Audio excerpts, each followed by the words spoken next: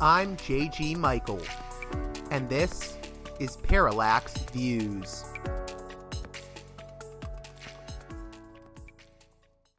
Hey there, Parallax Views listeners. Before we begin this edition of the program, and it will be a special edition, I need to remind you this show is almost entirely listener-funded, with the exception of my one sponsor, Mike Swanson of WallStreetWindow.com. So, if you can, please consider supporting me on Patreon at patreon.com/ParallaxViews. $5 tier and above gets the Parallax Vlog.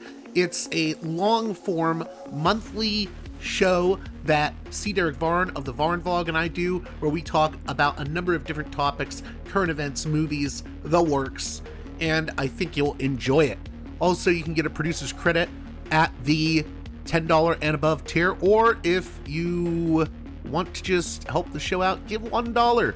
And with that $10 and above tier, I should note, if you haven't heard your name in the producer's credit, just email me at parallaxviewspod@protonmail.com, and I will rectify that. There's been some issues with that. I've mentioned it in previous episodes. I haven't always got updates in regards to who is in that tier now.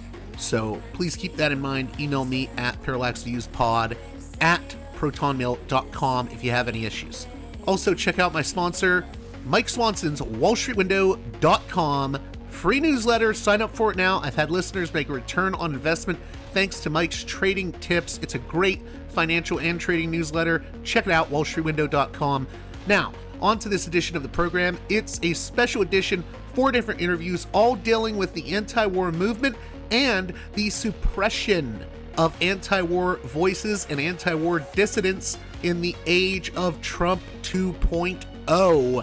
First up, we'll be hearing from Medea Benjamin of Code Pink, who's been in the news lately. She's been targeted by the Trump administration. We'll get into that. This is a big interview for me, at least, because Code Pink has been around since I was, in high school watching the Iraq War unfold. They're a huge name in the anti-war, pro-peace movement. So let's get to it with Medea Benjamin as we discuss the attempts to intimidate her and others in the anti-war movement. As you'll recall, a week or so ago, she had a run-in with Representative Anna Paulina Luna, and we're going to be talking about that in the conversation to follow. Let's get to it. Welcome to Parallax Views, a guest that I'm very, very happy to have on. I'm surprised she hasn't been on the show before. I'm so excited to be speaking with her. I've been a big fan of her activism dating back to the Iraq War when I was still in high school. I'm talking with one of the founders of Code Pink, Medea Benjamin, and we're going to be talking about the attacks by the Trump administration on dissident anti-war voices. And I know Medea has dealt with a lot of that recently. How are you doing? I'm doing great and wonderful to be on your show. I have been a fan of your show, and it's great to be on. If you could you talk a little bit about what has been happening recently? I know the news with you and Representative Anna Paulina Luna has been in the news, but even before that, Code Pink has been dealing with, I guess, getting subpoenaed for activities related to going to Cuba. I know Hassan Piker is another one that's been targeted. What's the story on that for listeners that may be unfamiliar? The truth is that we were never subpoenaed. Hassan Piker didn't get anything. We at Code Pink got a letter from the from the Treasury Department. It's from the Office of Foreign Assets Control, known as OFAC. And it's a letter with a lot of detailed questions that they want us to answer about a trip that we helped to organize in March.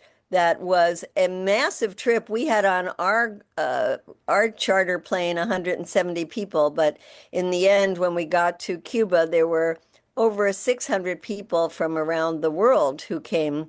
And we came there because of the terrible, catastrophic situation in Cuba right now. And we brought about $600,000 worth of medicines and medical supplies to the pediatric hospitals. We had heard about the increase in the infant mortality rate in Cuba, which is just devastating. And as a result of going there and providing humanitarian aid to try to keep babies alive, we've been targeted by the Treasury Department. And this is pure intimidation. I mean, they are asking for all this detailed stuff about everything that we brought, who we gave it to, what we did every hour while we were there, everybody who went, all these details. And these kind of letters, you people used to get them maybe a decade ago, but it's been quite a long time since people have been getting those letters. And I just also want to say that they're barking up a tree to try to intimidate us and everybody else who goes to Cuba because we didn't do anything wrong. We stayed in the one of the only hotels that the US government says you're allowed to stay in. We went under one of the categories providing aid to the Cuban people that is one of the ones that you're allowed to travel. And so we understand that the trip was totally legal, but nonetheless, we have to hire lawyers, we have to spend a lot of staff time, and it's not fun. Now, you corrected me there about the subpoena, and I know there's been a lot of articles that reference they say, oh, Code Pink was subpoenaed. Has there been an issue with just misinformation and I would say like actual fake news when it comes to the reporting that is happening on Code Pink and these various cases like with Hassan? Absolutely. And Code Pink in the last couple of years has really been maligned viciously with made up stuff like that we are funded by the Chinese Communist Party, that we're doing the bidding of the Chinese Communist Party. I remember once years ago when I went to Iran, having the FBI meet me at the airport saying that I should fill out the papers to be a foreign agent of the government of Iran just because I made a trip there. We have been accused of so many different things over the years, most recently the China one. And for the record, I want to say that we don't even know anybody in the Chinese Communist Party. We would not take a cent from any government, and we certainly don't do the bidding of any government. But this is a way to just try to marginalize groups like Code Pink. And as far as Fox News, they're the worst. They keep putting out these stories, whether it's the subpoena, and they put out stories echoing what members of Congress have said, including the head of the Intelligence Committee in the Senate, Tom Cotton, who has said that the Code Pink is funded by the Chinese Communist Party, as have other members of Congress. And we have done ethics complaints to all of them saying that this is totally made up. Now, they also say that we're being investigated because of these ties, and yet nothing has come out because there's nothing there. So I think they're using the Cuba one to try to maybe mollify their supporters in Congress who want the government to go after Code Pink for one thing or another. I'm curious. This is sort of a side note issue, but I don't know if you saw that Trita Parsi. There was a big scare over the Quincy Institute's Trita Parsi, a friend of my show. There was talk in, I believe it was the Free Press, an anonymous official told Barry Weiss's outlet that they were looking to investigate and potentially deport Trita Parsi. And Trita Parsi has come out and said, this is nonsense. I think they're just trying to create a pressure campaign. I was wondering, do you have any comments on that case? Because it seems like this is yet another instance of anyone that is non-interventionist or anti-war getting attacked.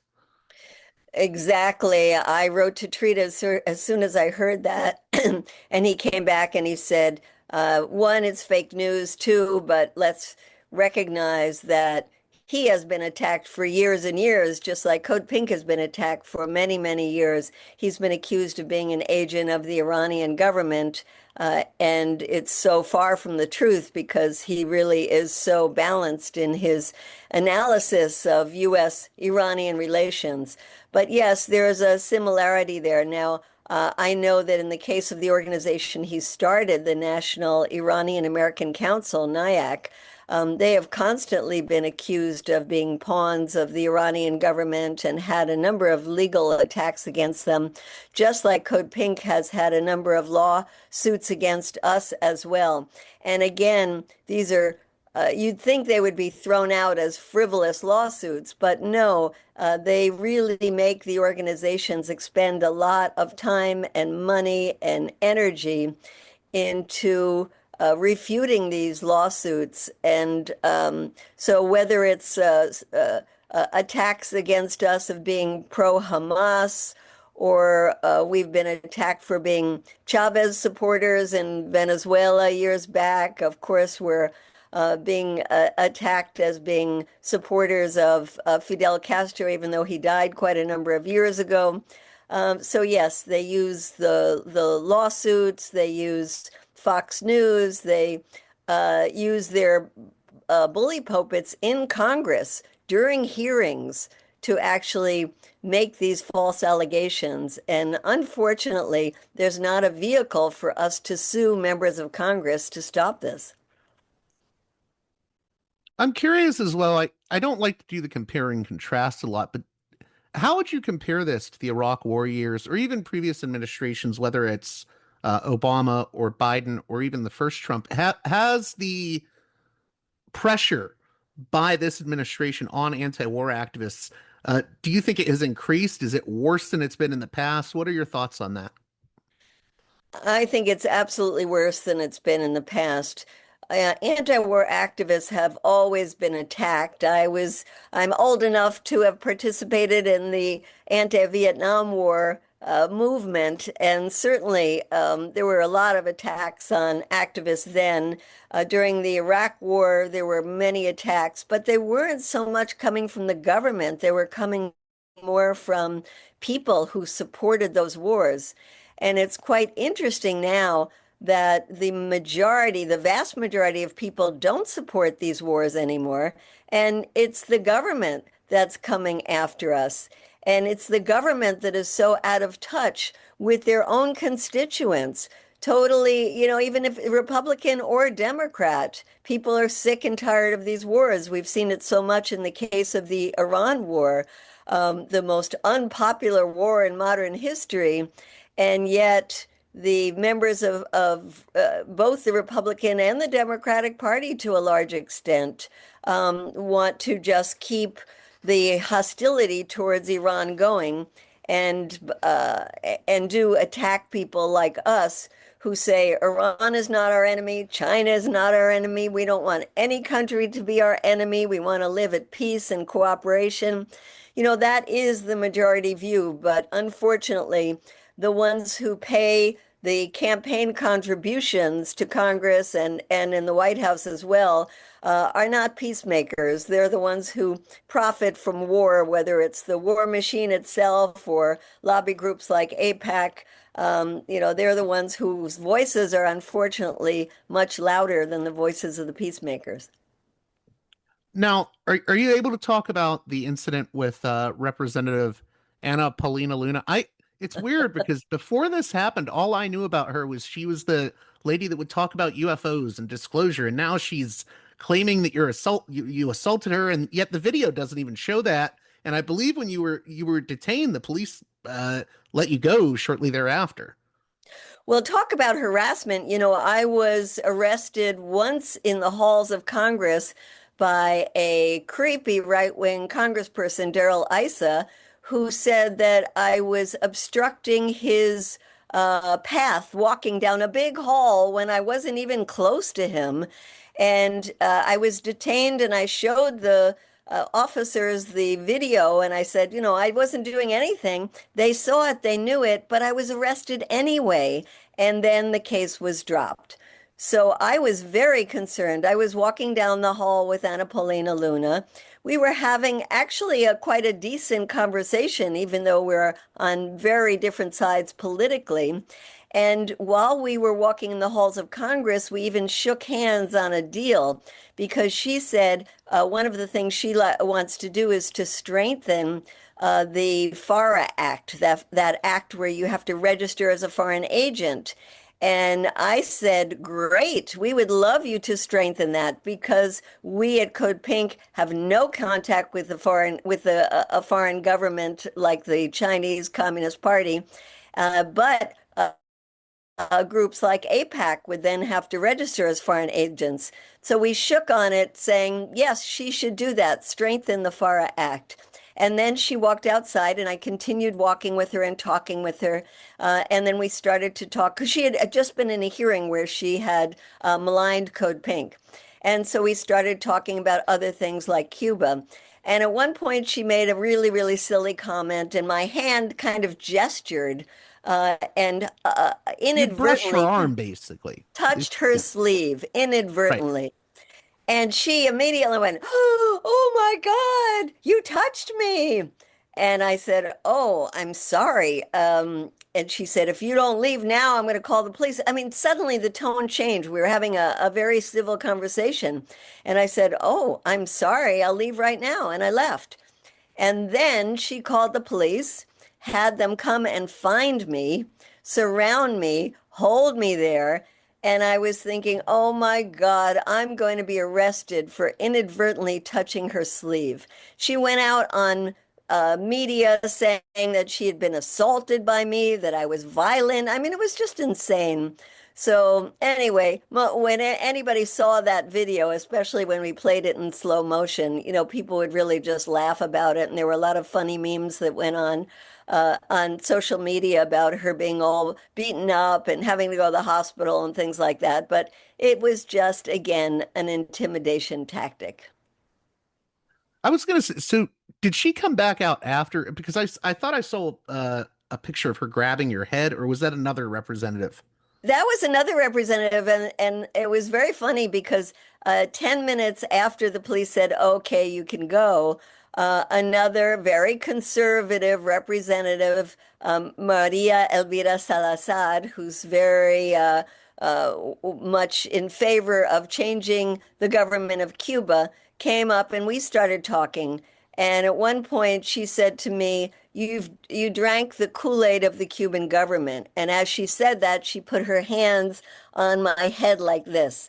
And I didn't think of it as anything malicious. I thought of it as just, that was her way of gesturing. But I put it up online to show that people touch each other all the time.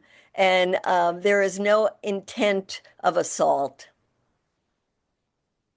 I wanted to ask you more about that, the intimidation tactics, that word you used, because I think really what this is all about, it's about scaring people, especially younger people that haven't necessarily been involved in activism before. It's about discouraging them from getting involved in activism. You've been involved, you've been in the trenches, so to speak, with this activism. So I don't think you're easily scared by this type of intimidation. What do you say to people that maybe don't have that experience? They're just wanting to get involved in activism and they're looking at it and saying, well, I don't want to be attacked by the government, or I don't want this administration to come after me. What would you say to them about these intimidation tactics and how to not necessarily even brush them off, but how to sort of stay in the game despite the intimidation? I would say that we have to be involved, especially at a moment like this, where if we just let our government take over, then we're not going to have elections in the upcoming congressional elections. We're not going to have presidential elections. We're going to have a totally fascist government that controls our lives. That's why we've got to step it up. And this thing about endless wars, there are endless wars because not enough of us get involved. I mentioned that we are the vast majority of people, according to opinion polls, but if you don't get involved, that voice doesn't get heard. The voices of those who profit from war get heard.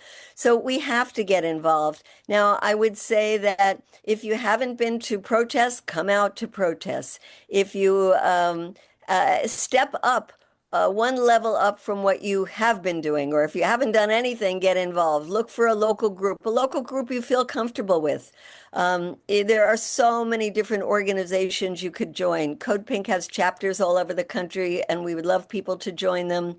And it's important to put your toes in and test it out. And what you'll find is that you are suddenly surrounded by a great community of people who you want to hang around with.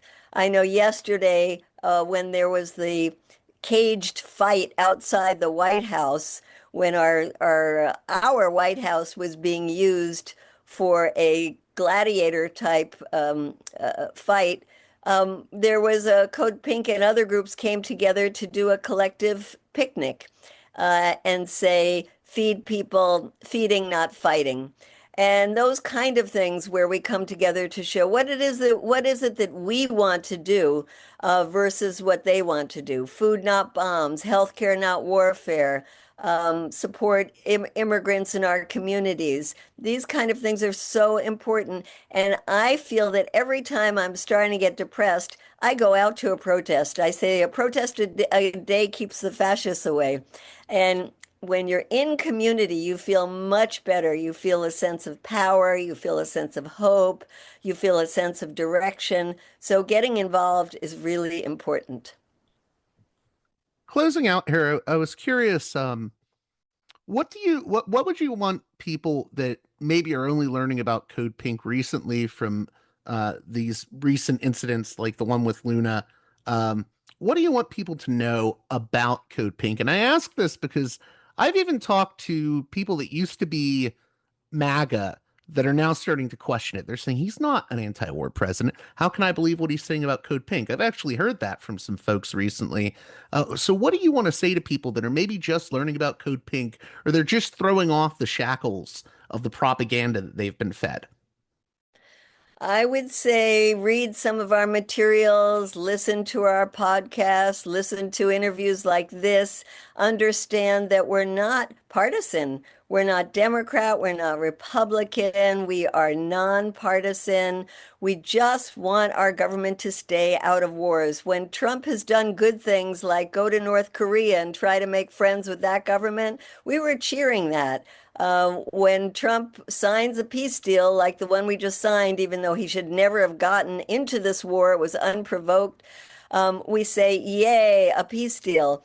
We want to stop the wars and we want to put the money into so many other important things that would improve people's lives.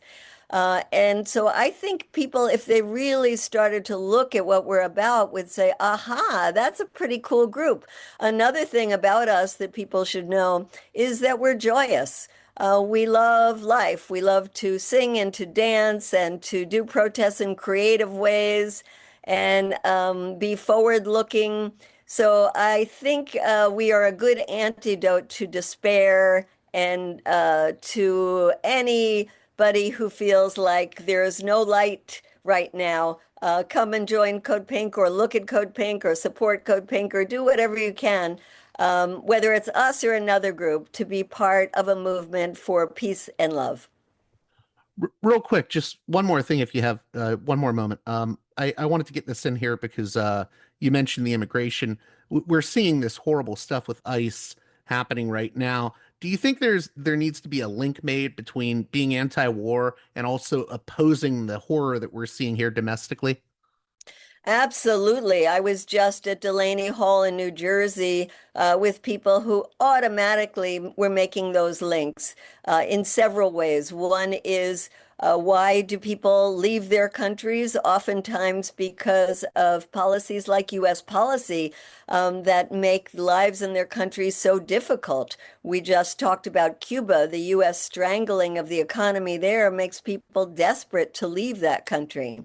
There's also the issue of the militarization abroad comes back to haunt us with the militarization at home. And many of our police forces have actually been trained by Israelis. There's links in terms of the equipment, the surveillance that's being used, the companies that are being contracted by the Pentagon as well as by Homeland Security, very much the same ones. So yes, and I encourage people to really get out and support our neighbors, our brothers and sisters whose lives are being torn apart by this terrible ICE repression, and to recognize that we need to have peace in our communities and peace in our world. And it's one and the same struggle. And I do want to put out a plug that we're starting a Summer of Peace and Love in July and August to have people do camps in different parts of the U.S. to come together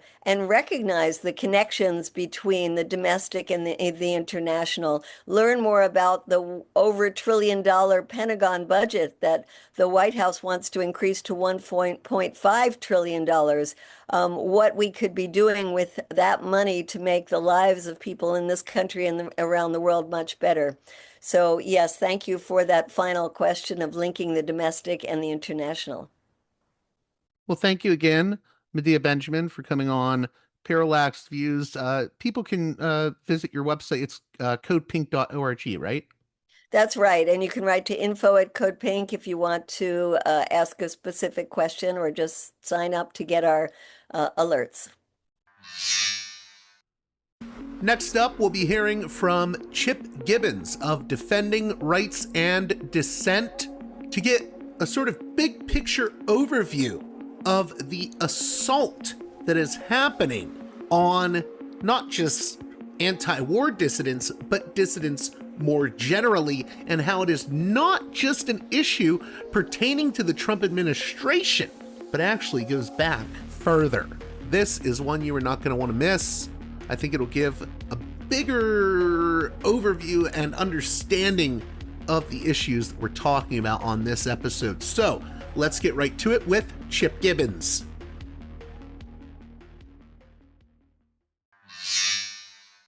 Welcome back to Parallax Views. I guess that I'm very, very happy to have back on the show Chip Gibbons, Policy Director at Defending Rights and Dissent. How are you doing?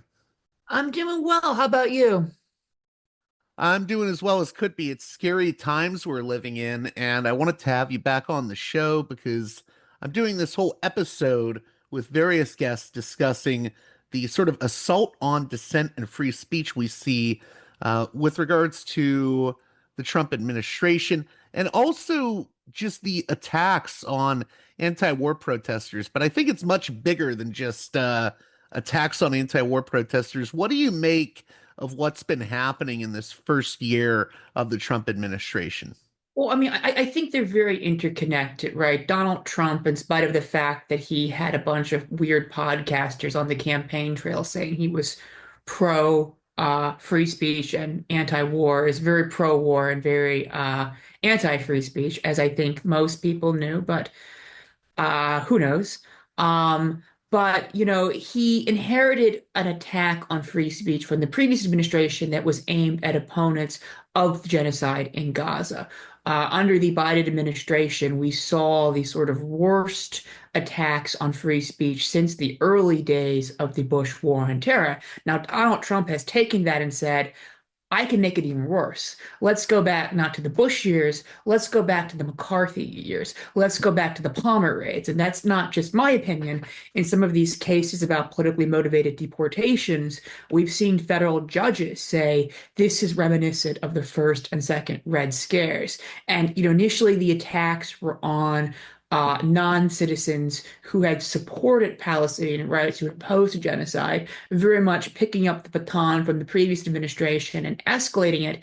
And Trump is clearly seeking to expand that beyond just anti-war, anti-genocide protesters as attacking the left broadly. We see that with the ridiculous executive order declaring Antifa, which is an ideology of the group, a terrorist organization. We see that in NSPM 7, the National Security Memorandum number 7. We see that in the series of indictments against activists who have engaged in civil disobedience or nonviolent direct action that treats those as very serious felonies and then uses conspiracy liability not only to incorporate acts of civil disobedience that, yes, are technically unlawful, but to turn clearly protected speech into overt acts in a conspiracy. We also see that with the use of the Espionage Act, a topic that's near and dear to my heart, to sort of not just prosecute whistleblowers, something that was started by Obama,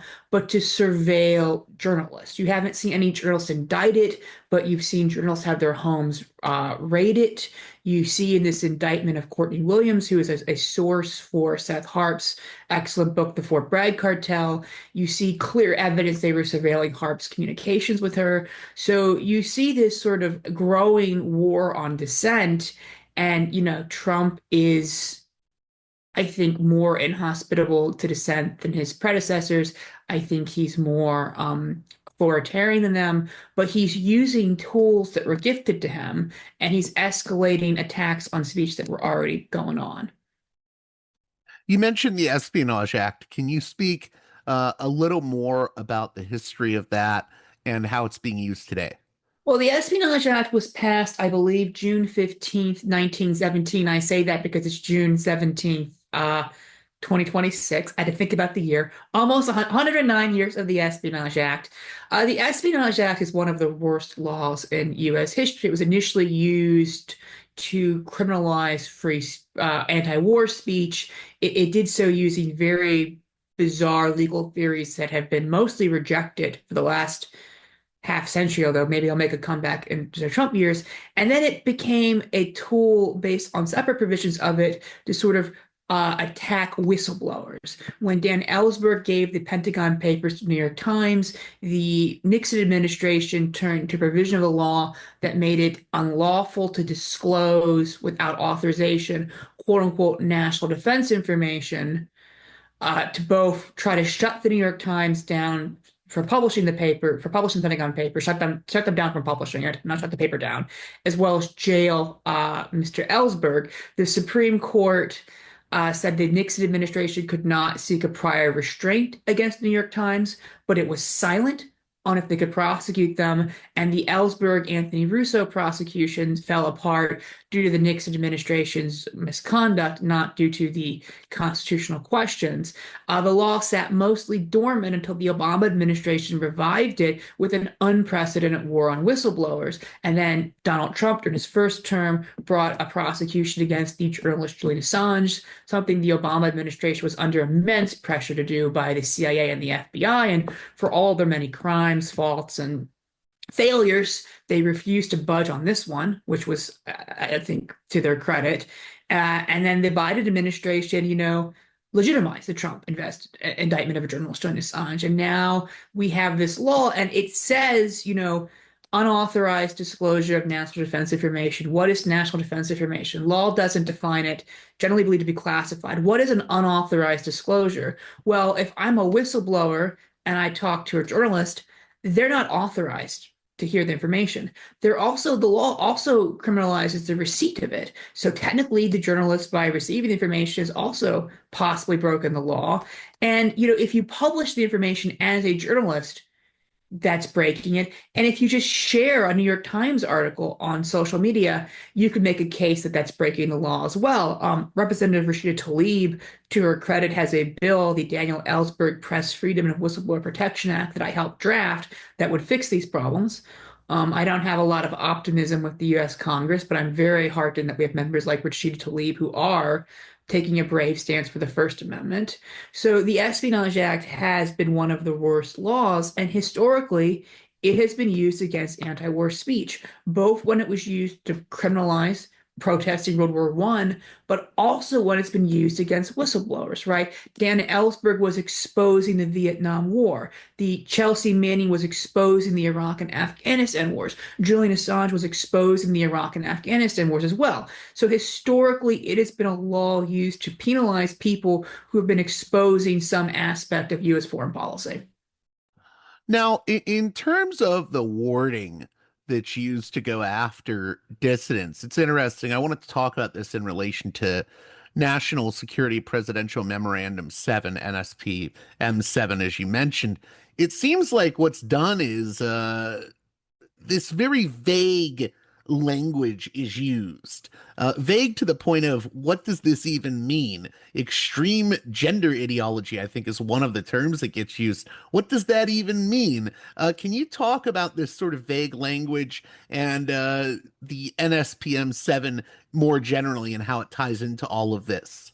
I mean, the vague language is inherently problematic. I have no clue what extreme gender ideology is. I don't think the person who wrote it knows what extreme gender ideology is, but it's made worse by the fact that NSPM7 taps into another long-term trend, which is that counterterrorism in the US is based off a preventative model. So the FBI has guidelines that are designed, this is post 9/11, obviously, that are designed to facilitate them like disrupting, preventing terrorism. John Ashcroft and our great hero Robert Mueller, who covered up the investigation into the Saudis' role in 9/11. They sort of used 9/11 to sort of restore a lot of the Hoover type actions to the FBI, and they did this using this theory that the FBI was no longer a law enforcement agency that prosecuted terrorism after it happened, but was a national security agency that would prevent terrorism before it occurred. And of course, everyone wants to prevent a violent act like 9/11, which left 3,000 Americans murdered before it happens. But the theory here is that terrorism is a political crime. It's distinct from other violence by the political speech of the offender, and that if we find the offender based on their speech, we can stop them before they act. So what the FBI does is they go and look for people based on their speech. And they say they don't do that, but that's factually what they do, right? They have these definitions of terrorist. One of the big ones is anarchist extremist, someone who is a violent extremist because they don't like capitalism, corporate globalization. They've not updated the definition since the World Bank protest. It's quite fascinating. Hierarchies, racial, social, economic hierarchies. And you're told that's the enemy. And then to find them before they strike, you find somebody who has anti-capitalist views. And the guidelines enable this through their sort of preventative investigations. The other thing to remember about FBI terrorism investigations is that they're largely carried out through the FBI Joint Terrorism Task Force. And the FBI Joint Terrorism Task Force work for the FBI, but include non-FBI agents. In many cases, they're local police. So, and you have them Real all quick, I was gonna say, Yeah. there isn't there a big thing with they're deputizing like thousands of local police officers and sheriff Yes. deputies? That's Okay. what basically the Joint Terrorism Task Force, if you're a local police officer and you're assigned to the Joint Terrorism Task Force, you're called a task force officer. You carry out FBI terrorist investigations. In most cases, you operate under FBI rules. This is quite controversial because most police have regulations on them that would make following the FBI rules, which are quite loose, illegal, which is fascinating. Um, and so they expanded their scope. They're also all over the country. I forget the exact number, but you're told full time to look for terrorism. There's not that much terrorism. You're told to find the terrorists before they strike. You're allowed to open a preventative investigation called an assessment, which does not require you to have reason to believe the person you're targeting is going to violate the law or threaten national security, right? The FBI can investigate you not just for violating a law, but for threatening national security. But you don't even need that to open these investigations. And now you're told the person you're looking for has radical gender ideology. So you're basically telling some sheriff's deputy in Boise, Idaho, to go and find people with radical gender ideology. You don't define that, so they get to define. And I don't want to pick on the sheriff's deputy of Boise, Idaho, but I'm not sure how they're going to interpret this commandment, and it's going to be quite broad.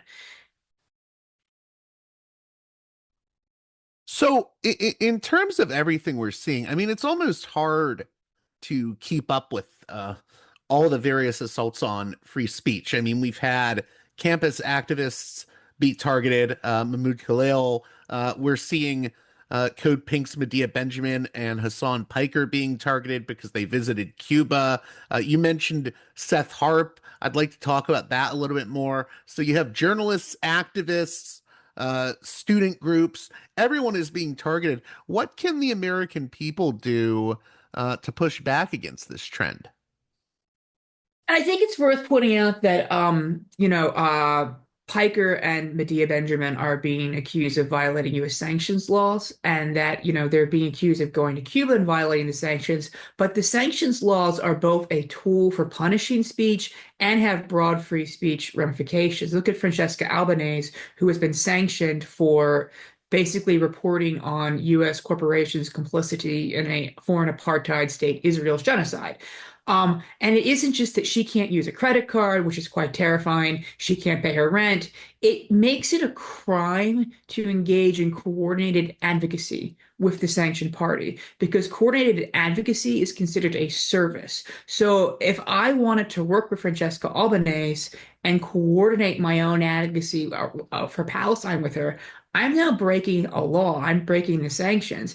And there's serious questions about whether or not hosting someone for a Zoom meeting, because Zoom is now providing services, would break the sanctions.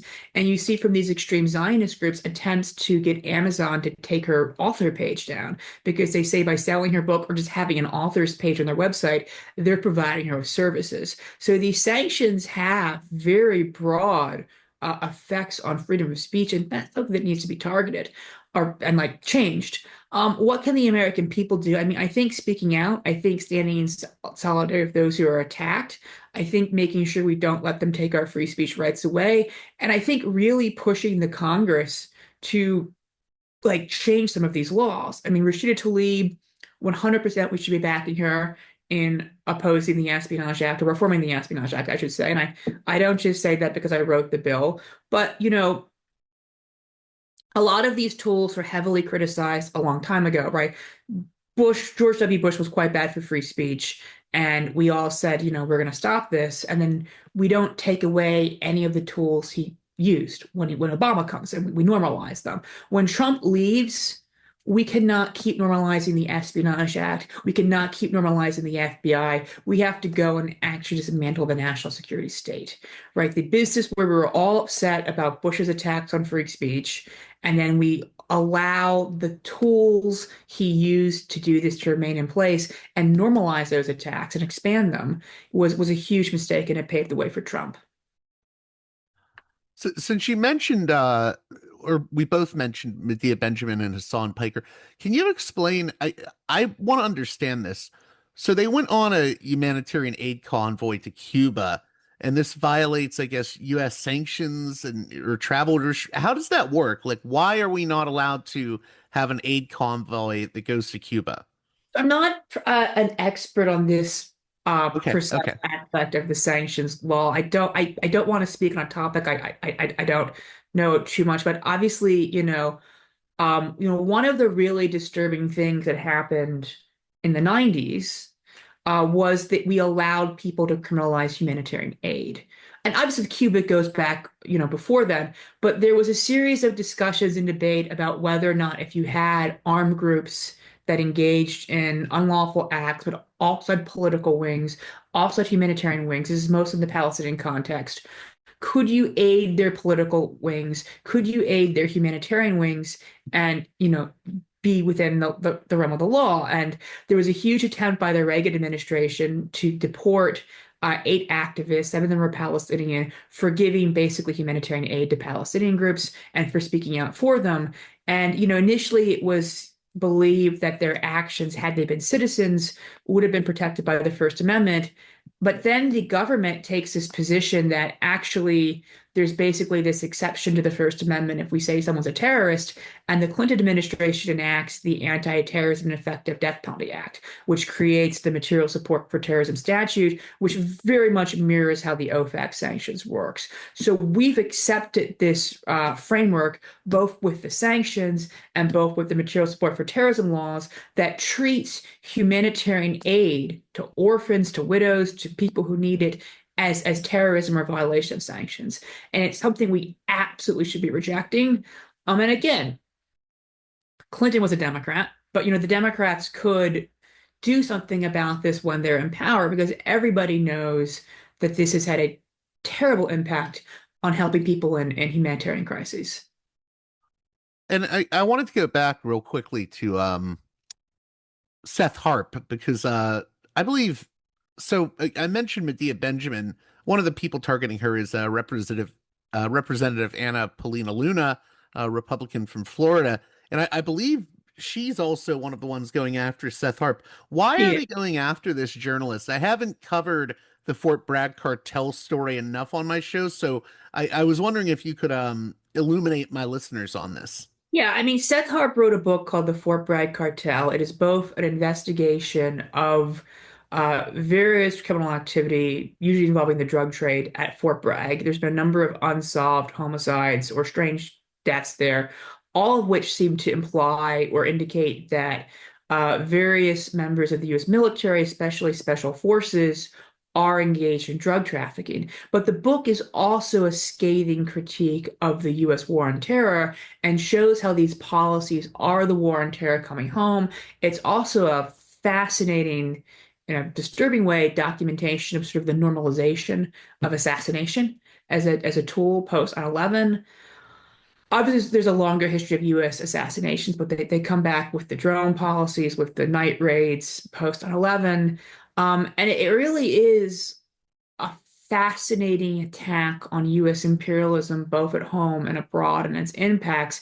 And it's meticulously reported. Seth is a brilliant writer, a great journalist, and it's gotten attention beyond the usual circles, right? I think in a lot of ways, Seth Harp sort of reminds me a bit of like of Cy Hirsch, in that he's clearly someone who is outside the national security establishment and is willing to write about them critically in a way that most U.S. corporate journalists are not. But he's able to have an audience outside of Drop Site, The Nation, Jacobin, which are all great publications. They publish me, but I would love Seth's audience. And I think that really scares the powers that be. Seth is also very active on social media. He tweeted a picture of a U.S. military officer who he said had command responsibility over the U.S. raid in Venezuela, where we kidnapped the sovereign head of a sovereign state and brought him back to this country based off of very questionable charges. And that really escalated the attacks on him, with people claiming that act was unlawful. I don't believe it was. Defending Rights and Dissent led a number of press freedom groups in writing to Congress about this, but that's when the attacks start. That's where the subpoena comes from. That's where the calls to prosecute him come from. The prosecution of his source is not related to that. The source was someone who gave him information about sex discrimination in the military, which is not national defense information. But it's very hard not to view that as an outgrowth of just trying to get him for anything and trying to make it very difficult to talk to him. If you haven't read The Fort Bragg Cartel, read it. It's a brilliant book. It's on my bookshelf somewhere. It's right here. I have it behind me because it's a good book. Yeah, one of the best books I've read in a long time. Seth is a fantastic journalist. I also wanted to ask you, there has been some good news recently. I know we're not entirely out of the woodshed with it yet, but Section 702, can you talk a little bit about this? Because I mean, we've been living in this surveillance state, so this is a good development, although I don't think people should let their guard down.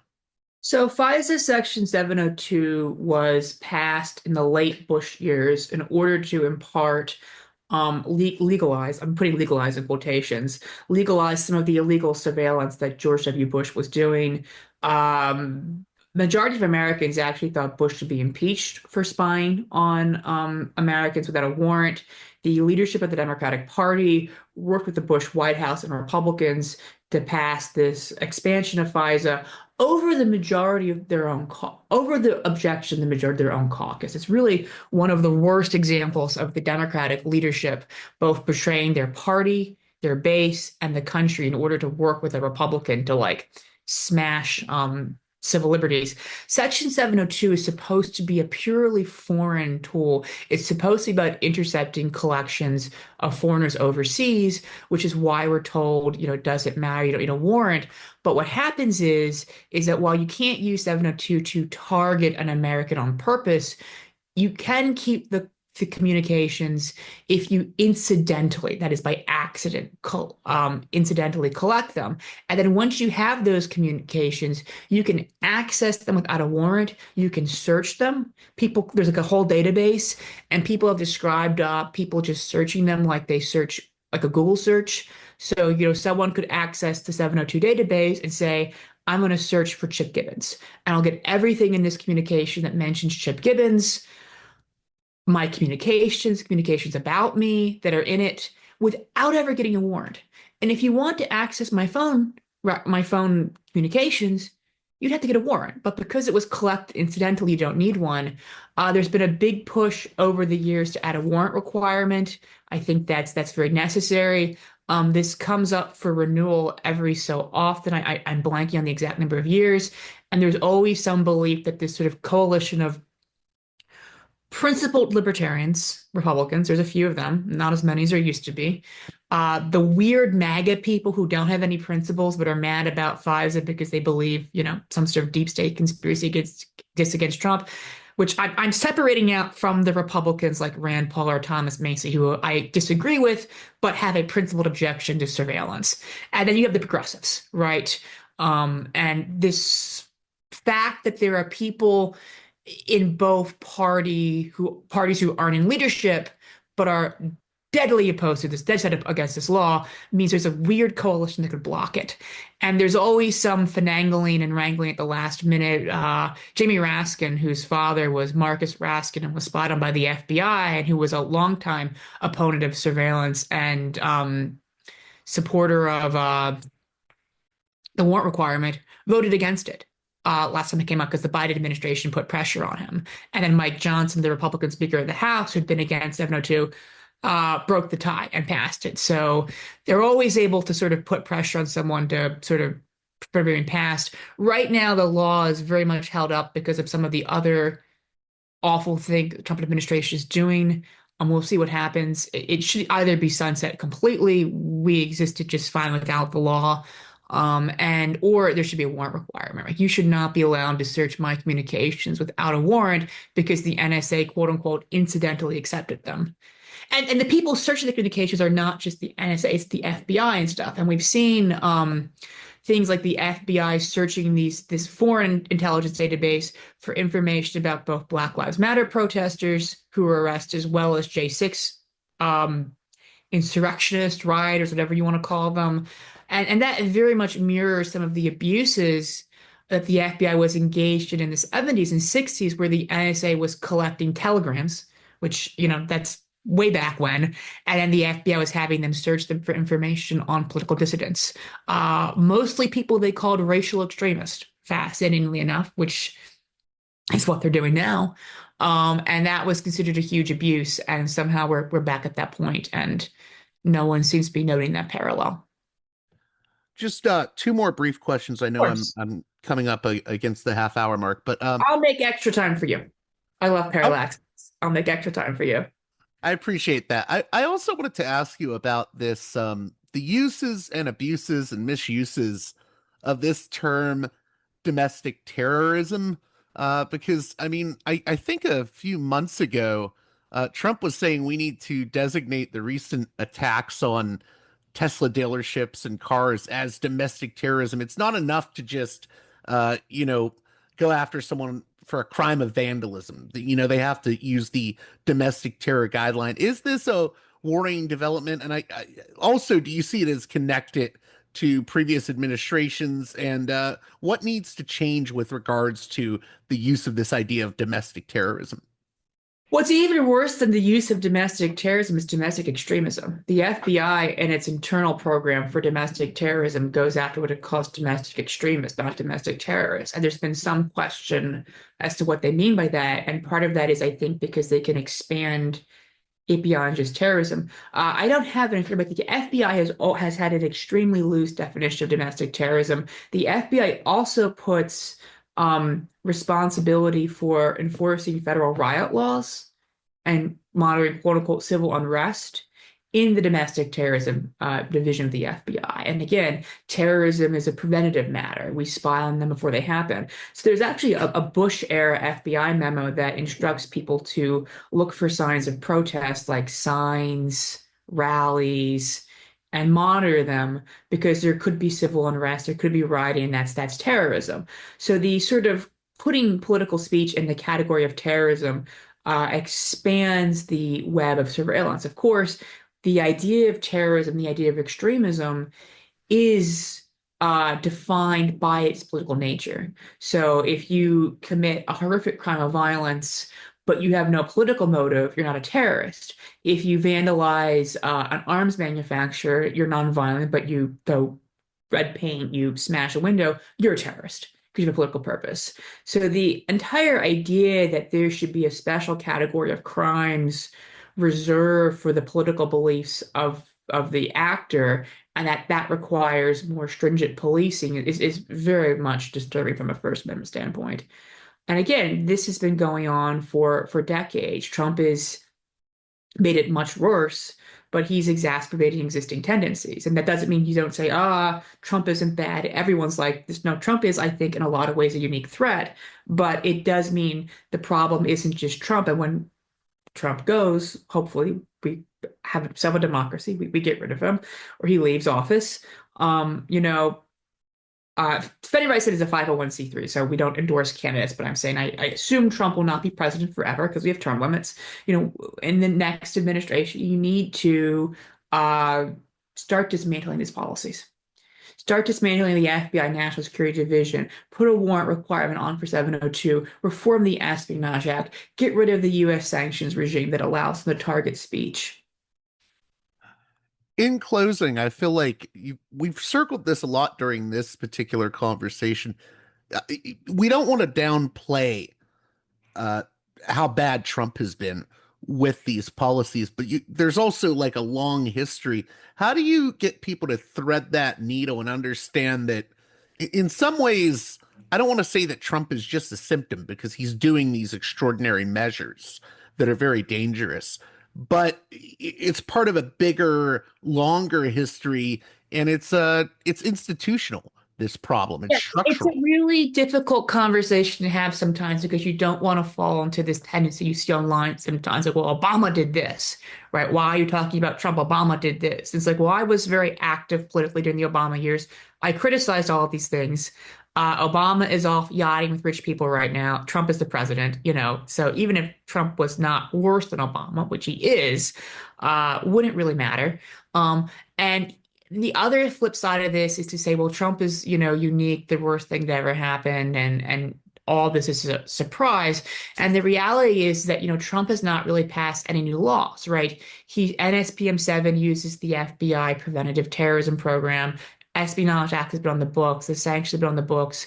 The immigration enforcement he's doing against pro-Palestine protesters is with a Cold War era law and Clinton era immigration law precedents, where the Clinton administration was limiting the ability of courts to check immigration enforcement. So he inherited all of these structures, which are being abused and are inherently abusive, and they enable him to go even a step farther. And I think you have to talk about, what is the bureaucracy of repression that Trump was gifted? What are the building blocks of Trumpism? And they're not, laws he passed. He didn't pass the Patriot Act or the Enabling Act or any of these things. He's going off of the laws that already exist. I mean, of course, they might try to make them even worse, but I mean, the situation for civil liberties in this country is quite bleak from a legislative standpoint. And Trump is able to exploit that bleakness. So, how can my listeners keep up with your work and the work at defending rights and dissent? And also, I want to thank you again for making time to come on the show. It's always a pleasure to come on the show. You don't need to thank me. I should be thanking you for giving me a platform. So Defending Rights and Dissent's work can be found at rightsanddissent.org. I am, for some reason, still on Twitter. I don't know why. It brings nothing but despair to my life. I'm at Chip Gibbons 89. I also have a book coming out in January of next year, The Imperial Bureau, the FBI, Political Surveillance, and the Rise of the U.S. National Security State from Verso. I've spent the last half decade working on it. I hate to plug my own book that's coming out, but I'm going to have you back on when the book comes out. Yes, I spent 5 years writing it. I sued the FBI 4 or 5 times while writing it to get documents. Please, please, someone read it. Please, please read it. It's funny. Publishing is in such bad shape. I joke I could make a 30-second TikTok with fake information that I made up with AI, and it would probably reach a bigger audience than the book I spent 5 years doing archival research and multiple lawsuits against the FBI for. But please prove my despair wrong. Read the book, and I will come back and talk about it. That's where you can find me. I'm Defending Rights and Dissent. Continuing our discussion on the anti-war movement and the attacks on anti-war dissidents, we're going to be welcoming back to the show David Swanson, a longtime anti-war activist, host of Talk World Radio, and he also runs World Beyond War. He's a tireless activist, and I hope you enjoy our conversation. Let's get to it with David Swanson.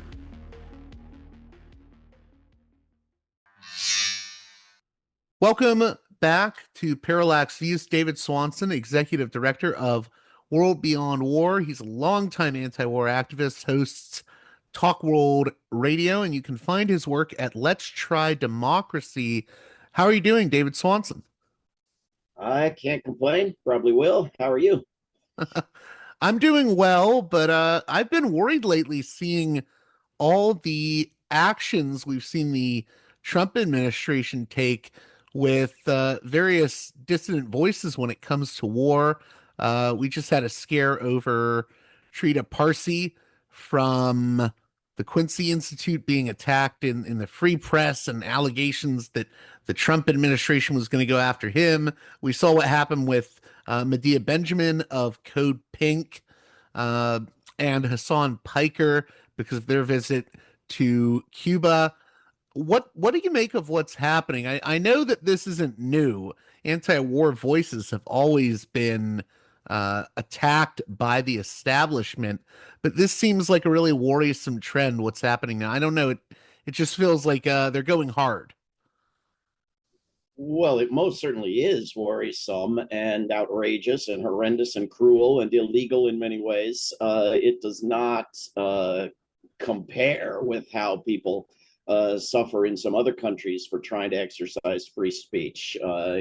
Even countries like Iran that the United States is bombing, the people are so abused by their own government that they're still protesting it. And it certainly does not compare to what is done to the people under those bombs in all the countries that are being bombed and attacked. The friends of ours who have gone on flotillas to try to bring aid to Gaza have been attacked, in some cases killed, in many cases kidnapped and abused and let go. And what's been done to them does not compare to the horrors being inflicted on the Palestinians. But it is something that's being normalized. Western society is being Israelized. We are developing this habit of treating people as criminals and free speech as some sort of privilege. And you see the outrage around the world when soccer players are searched and treated as if they might be terrorists. And they don't seem to grasp that every single person in the United States is treated that way all the time. And they sit back and take it. A lot of what we're up against is from the U.S. government, right? You can't have anything to do with organizations in Cuba now, or you're threatened with some sort of penalty, possibly severe. And the U.S. is literally starving people to death in Cuba. And all that well-meaning people want to do is get them some food. And you can't do it if you have anything to do with any organization in Cuba, at least certain ones, or at least ones that have anything to do with the government, which everything in Cuba does. So, but a lot of what we're up against is not from the U.S. government. It's from U.S. businesses and banks and universities going out of their way to pre-comply with outrages that haven't even been ordered yet by the U.S. government. So, World Beyond War had our bank shut down our bank account because I visited Cuba. That was not a requirement by the U.S. government. As far as we know, the U.S. government hasn't even heard about the case at all. It was just a bank saying, well, we heard Cuba is evil. We'll shut down your bank account and try to please the U.S. government before it asks. You have businesses, restaurants, stores, firing people for wearing a shirt that says, I don't like genocide, and they're not required to do that. They're just being super good Germans, super good Americans, pre-complying. and universities, in many cases, of course, are doing the same.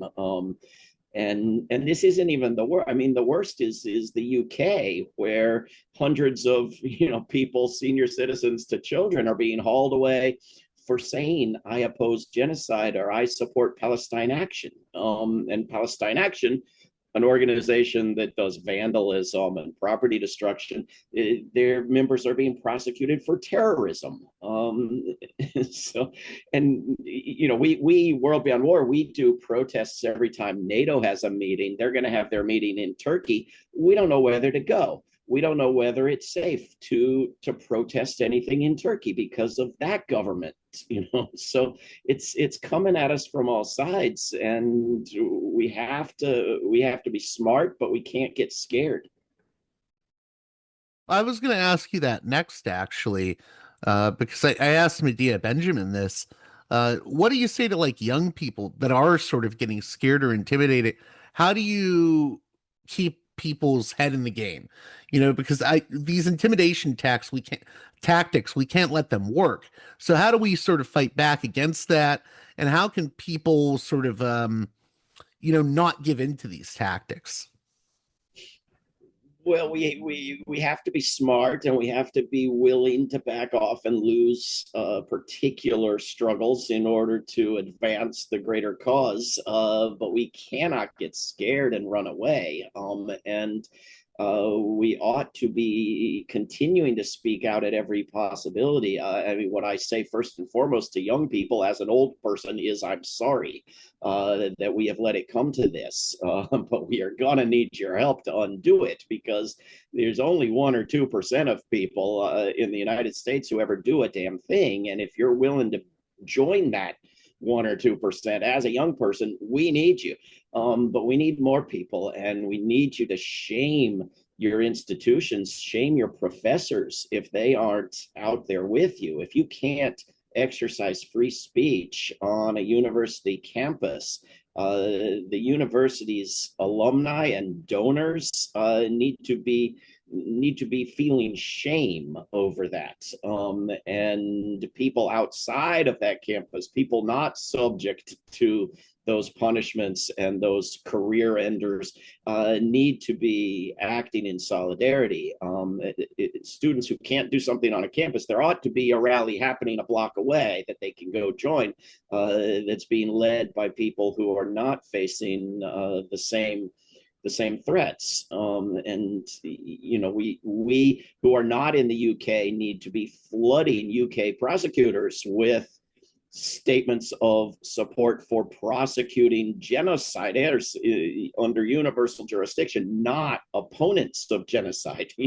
So the Palestine Action case, you think, is very important right now? Well, it's not more important than everything else in the world. It's just something I have in mind at the moment because I'm working on a statement of solidarity. But it's an example of, if something is a greater risk in the UK and some people are willing to take that risk and some aren't, those of us outside the UK need to be violating that so-called law night and day, because the UK cannot arrest us. Same with, the case of Palestinians, etc. You mentioned debanking earlier. I didn't know that you had issues with that. Are you able to talk more about that? That's really scary. We scream everything at the top of our lungs, and of course most people never hear a word about anything. And this is, my apologies for not hearing about. Yeah. I need to apologize. I'm saying almost everybody knows almost nothing about anything. And it's a problem when activist movements don't own television networks, but we had a bank account at a bank called First Citizens Bank that became part of some larger conglomerate of banks, and became less and less interested in its customers. And I personally did something extremely stupid, right? I went to Cuba. I took part in various events and meetings working with Cuban organizations that it was legal to work with, and it was legal to go there, and I didn't violate anything. And I, yelled and screamed about it on our website and did every interview like this one that I could do and made as much noise. And nothing would have ever come of that, except when I was in Cuba, I looked at the website of our bank account. And that was the stupid thing. That's the thing you don't do, because your bank doesn't know what you're doing. You can send out press releases to every media outlet on earth. Your bank will never know what you're doing. But the minute you look at the bank account, while in a country that's on a list of evil countries, well, then it knows and it panics and it accuses you of working for the Cuban government to try to destroy the United States of America. And it's absolutely bizarre. And so we got letter after letter and phone call after phone call, and tried to straighten this out with this idiotic corporate monster of a bank, and couldn't do it. And I went into the local branch of the bank.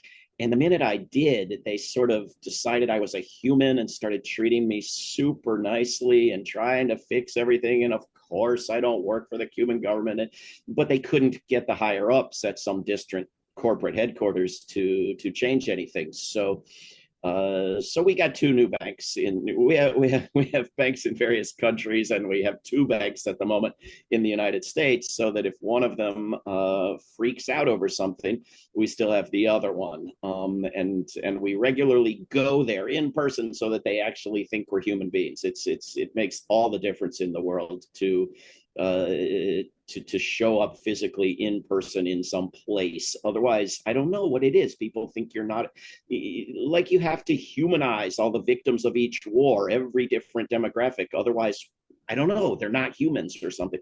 But we haven't had the worst of it. Other organizations have lost their bank accounts and the money in them, have lost their 501c3 status, have been punished in numerous ways, have lost the ability to use YouTube or Google or PayPal or other institutions that are very, very helpful and have virtual monopolies on things. So we've by no means been harassed the worst.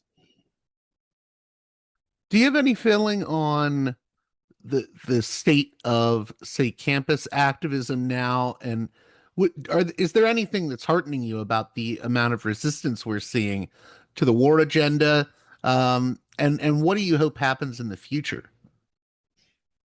I'm heading tomorrow to Massachusetts, to the University of Massachusetts Amherst, where they're having a huge conference called Resistance Studies Conference. If you do a search for Resistance Studies Conference, you hundreds of sessions online and in person, and you can sign up and watch them all online. And that's encouraging to me. A bunch of us are going to do some events there in person with all the students and professors and people visiting from around the world in Massachusetts. And it's good that after, they had 100 some students arrested for free speech a couple years ago on that campus, as on many other US campuses.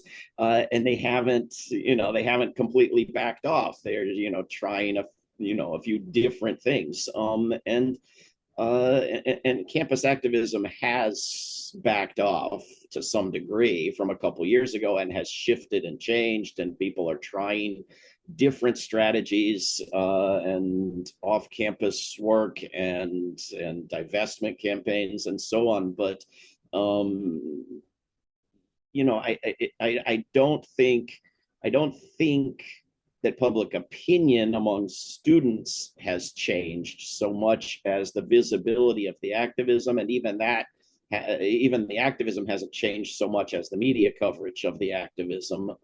And I think if we old people manage to give students an outlet for renewed activism, we will see a new wave of activism. But the biggest hurdle, the thing we're most up against, even now, still isn't the repression by the U.S. government. It's the false belief imposed by the U.S. government that we are powerless, that it won't work, that we won't change anything, and to some extent, I have the advantage of working for a global organization because we see victories here and there around the world all the time, and so we know victories happen.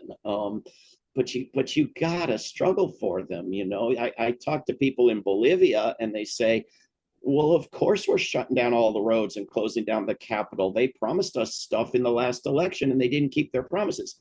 But wait a minute, what? Like, I can't think of a single campaign promise ever kept in Washington, D.C., or a single time we all went and shut it down. Now, we have to go thousands of miles, some of us, to get there, and it's a lot bigger than the capital of Bolivia. But God, just imagine if people didn't sit back and take it, because not because they're committing the worst crimes on the books, but because they just didn't keep their promises. That's an incredible spirit of activism, and it's normal. It's what people are doing in the Philippines right now. It's what people did a couple of years ago in Korea, shut down martial law. It's what people have done year after year in countries around the world, in Asia, in Africa. People take to the streets and refuse to accept anymore and turn things around. And we are going to have to do that. And we can do it with success at the local level. And maybe those successes can persuade people. We have this glitch in our brains that we don't think we can do something until we already have seen it be done, and maybe more local successes can lead to national. We have to hope so. It was really interesting that you said there that the real fight is maybe about perception, even more so than it is free speech. Because I guess what I mean by that is there's this perception that we can't win, that we're up against the biggest force in the world. But you're saying it's fighting that perception maybe even more important overall than people realize.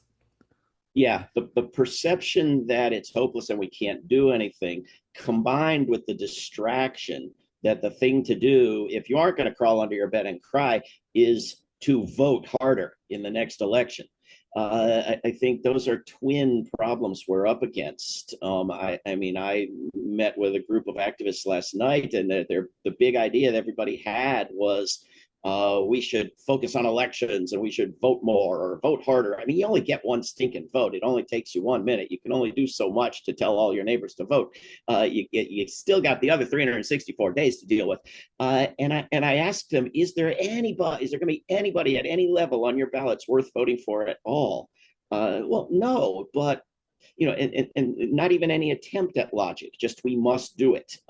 And the fact is that is a very useful tool that should not be abandoned, that can be part of a strategic effort to change things, but is not what changes the world, and has never been what changes the world. But what does change the world is readily available. And there's an intense campaign, decades long at this point, by the US government to convince us it doesn't work, it isn't possible. And yet there's so many examples when you read when people get to be a certain age and they get their FBI records and they write about the stuff they did some decades back, you find out that the US government was very carefully paying close attention to everything we were demanding, and was changing its behavior in response to public demonstrations and marches, while lying and saying it was a coincidence, we wanted to change that. But and so we have to become aware of our power, of the ability to do things. Why should it have to be the people of Ecuador last year who stopped U.S. bases from coming into Ecuador with support from around the world? Why can't it be the people of the United States or Washington, D.C. metropolitan area who stand up and say, you never asked us if we wanted any bases in Ecuador. Leave the people of Ecuador alone, for God's sakes. And we can be stronger together as a global movement.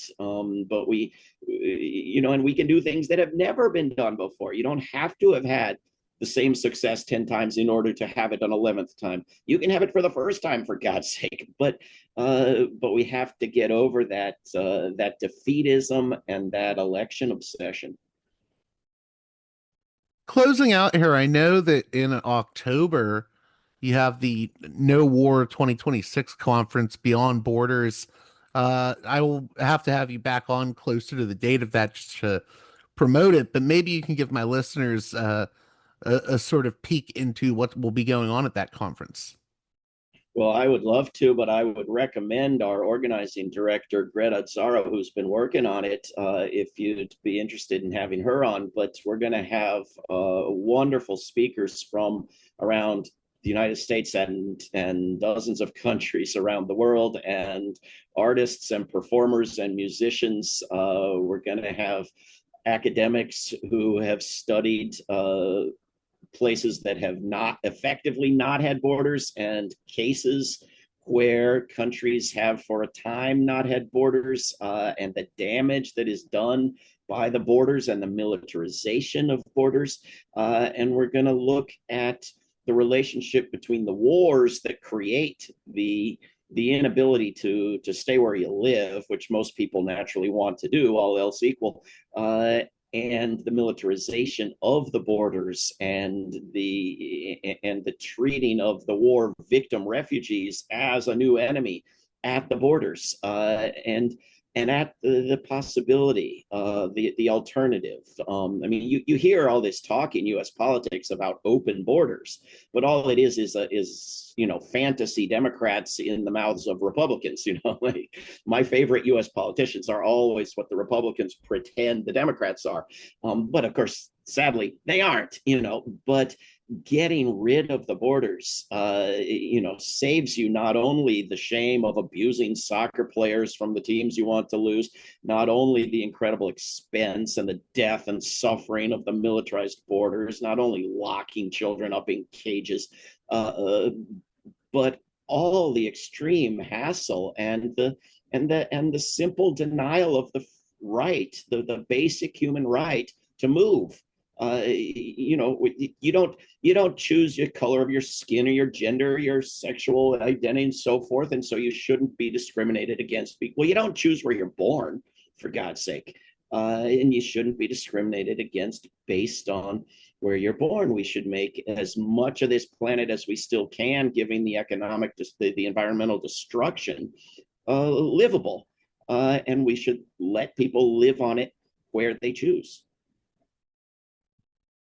And can you just let my listeners know how they can keep up with your work and World Beyond Wars work? Just website, books, anything that you want to plug right now. Worldbeyondwar.org is a good website. I also work at rootsaction.org and various others. My personal website is davidswanson.org, which has all my books and more than you could possibly want. And I was going to say, too, people should check out your, I guess you did a new commentary on War as a Racket. Yeah, a publisher in Europe asked me to put together some of Smedley Butler's old writings with some commentary of my own. And so I took his most famous remarks, War is a Racket, plus 5 pretty hard to find articles by him, one of which includes his most famous quote, which everybody wrongly thinks was part of War is a Racket. And I put all of that into a book with my own commentary about how much worse the racket has gotten.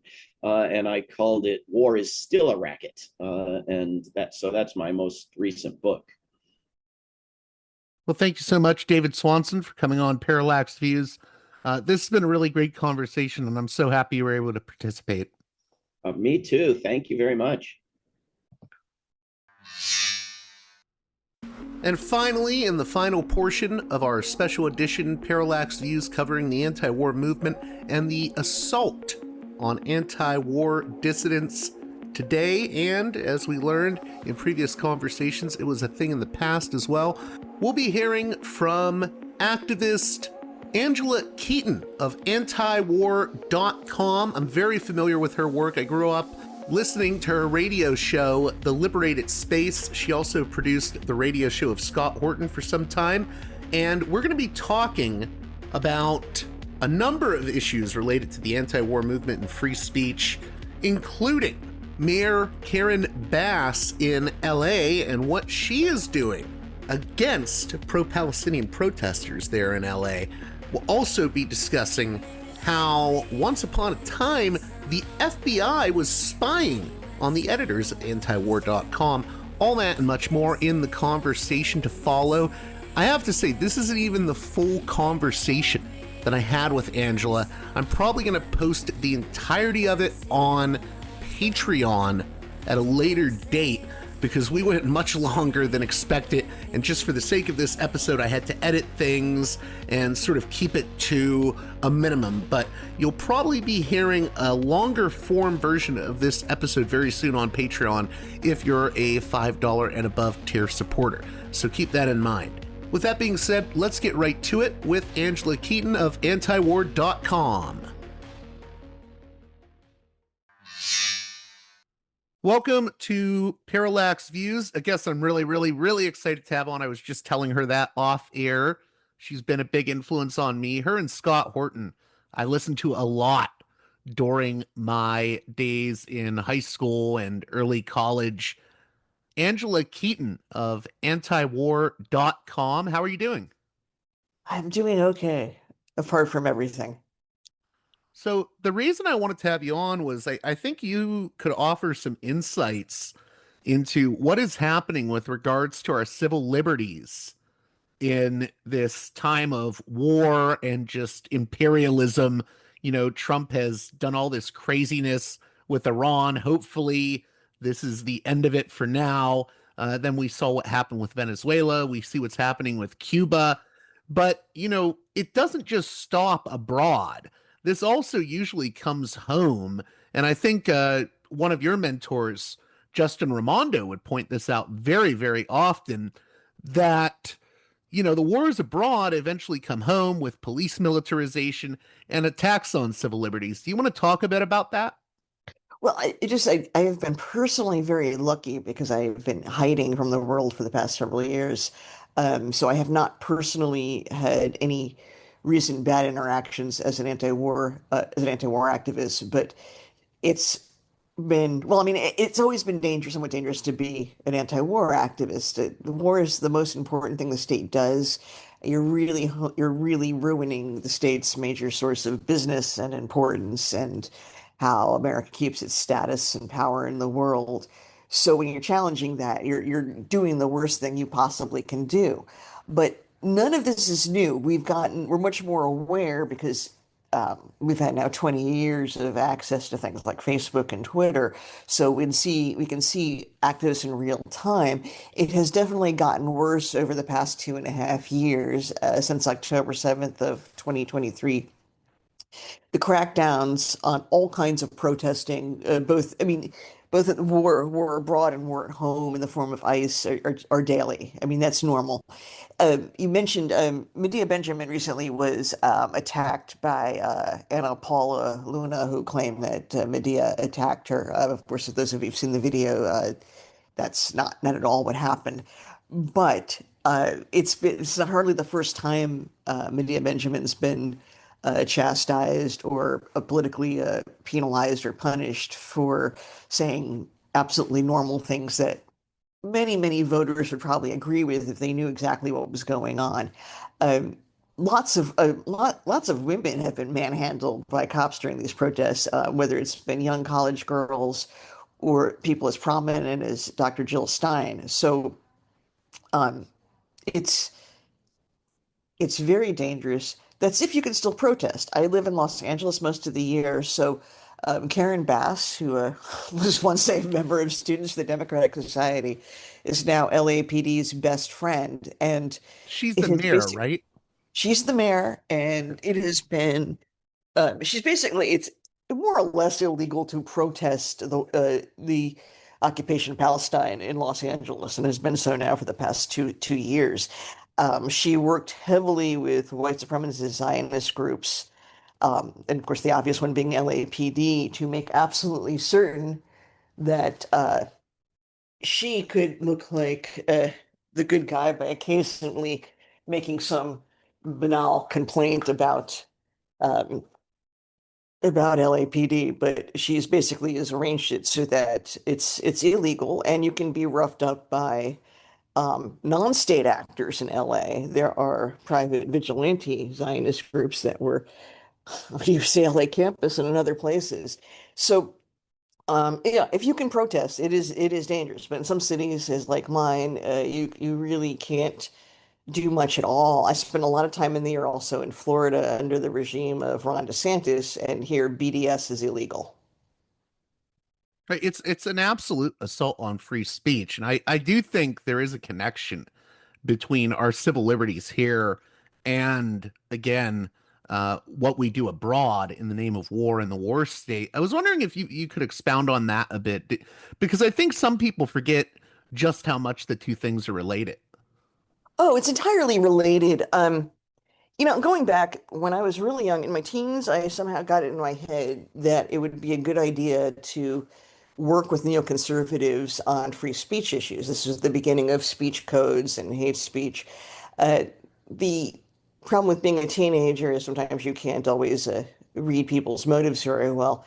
And neoconservatism being the North American intellectual backing for Zionism, um, always knew how to surf Americans' ambivalence about the First Amendment. And people are very, very ambivalent about the First Amendment. I mean, people will say they believe in free speech, and in the abstract, they do, or they think they understand that there's a principle there, but actually applying it. And then we were doing surveys 40, 50 years ago showing that the average person has difficulty applying the abstract principle of the First Amendment.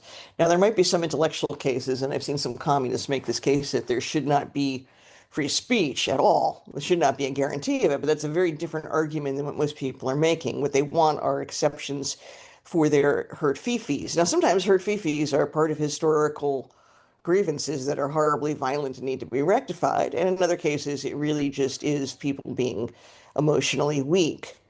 Um, Telling stupid jokes about Jews being cheap on Twitter is not the same thing as murdering Palestinian babies. And even equating the two makes one seem deranged if this were described in any other language in almost any other situation.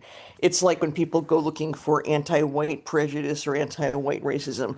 I mean, sure, there might be anti-white racism, but it's of zero consequences. And this is the same thing. It's of zero consequence that um, tasteless anti-Semitic jokes are told, as where there's a great deal of consequences in making Arab Christians invisible and the entirety of Islamophobia, which is not just, I mean, it's the word itself. People will try to play the game, the legalistic game of what does that word mean when broken down literally, but that's not what people are talking about. Everyone's very, very clear when people are engaging in Islamophobia and why they do it.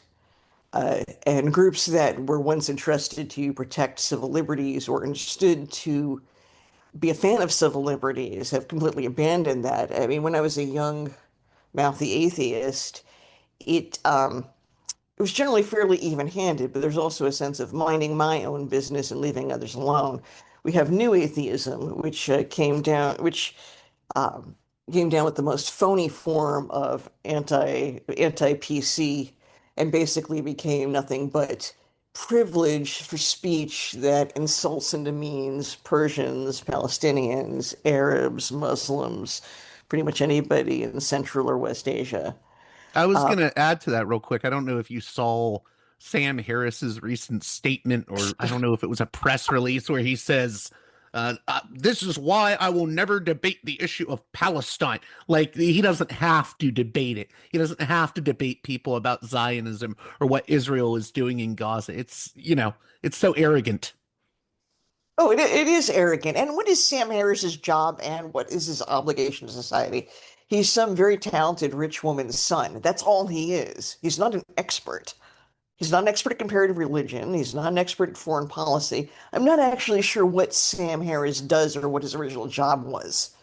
I mean, I'm sure he had one time. It says with like with Jordan Peterson or with who's the crazy uncle of the West, Richard Dawkins, and some of these others, they probably had jobs or professions at one time. No one remembers. They're just professional loudmouths. And I use the very artless term loudmouth because they are very artless. Being liberally educated in the West doesn't mean very much. I mean, anyone with enough grit or is willing to sell themselves in some way can find a degree. It's not that hard, even if you come from, well, maybe if you come from crushing poverty or from historically oppressed groups, but it doesn't indicate expertise, and it certainly doesn't indicate wisdom. Many of the best people I've worked with in my area are people who may have gone to community college a couple semesters at best. Something I also wanted to cover, and this is aside from the free speech issues, is the way that antiwar.com is set up. Because I remember when I was growing up, people would say to me, "Oh, that antiwar.com, it's one of those moonbat left-wing sites." And I would say it's run by libertarians and sort of paleo-libertarian voices. What do you mean?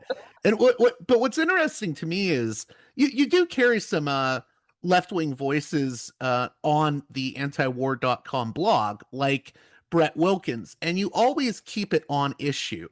The sort of editorial line is, we are about reporting on U.S. foreign policy and wars all over the world and taking an anti-war stance. You guys don't get caught up in like culture war debates or things outside of the anti-war sphere. How important is it for you and others at antiwar.com to, just stay really focused on that issue, and to also hear from both left and right-wing voices on the issue of war and peace and coming together on that single issue?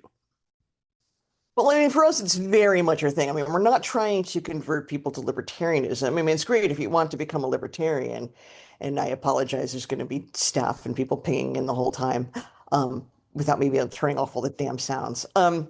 The it, it's extremely important, and occasionally when we do get someone who goes off on a culture war tangent, I usually have to do my balance, the balancing act, because it is the anti-war movement itself, while small, is very loud, very strong, and it's extremely diverse. And I'm not going to pretend. I'm not going to make various people feel unwelcome, whether it's people of faith, or just now, of course, in the culture wars, it's June, so everyone's obsessed with people in the LGBT category, even though that category is just made up of individuals. It's not. We don't have group meetings. Um, so that's an example of where, for example, people going off on matters that have to do with these issues that don't have an immediate connection to the war issue. But also remember that in the early days of protesting anti-genocide, the vast majority of people 2 years ago, 2.5 years ago, who were protesting were young people with piercings and funny colored hair and neo-pronouns. And since they were the ones who were willing to take the risk, they're the ones who received the most beatings and abuse from cops. They were the ones who received the very, very public denunciations, whereas teens or young adults, that they would never be allowed to have jobs anywhere because people who were Zionists, to me, Zionism is just a fancy form of white supremacy. It's not in itself sacred, but it is so prevalent, and it is one of the primary drivers of some highly deviant behavior, far more deviant than somebody going, with some kooky pronouns, or having a gender display that's not easily read. Not that it matters. Clothes don't have gender. Clothes are just clothes. But we just in the liberated space, you know, labels are for food, closets are for clothes. These are things that probably shouldn't matter, but we have people who are of traditional faith. Now, we've always had, by the way, people involved with paleo-libertarianism who are people of faith and very straight-laced in their own life, who've never actually had any problems with, they never bring up these issues. It seems to me it's a younger group, then some of it coming that kind of crash into the libertarian movement, some of these alt-white or alt-right types that have wandered in, who have tried to they want to use the anti-war issue as cover for their own insane racism. That's a very small amount of people.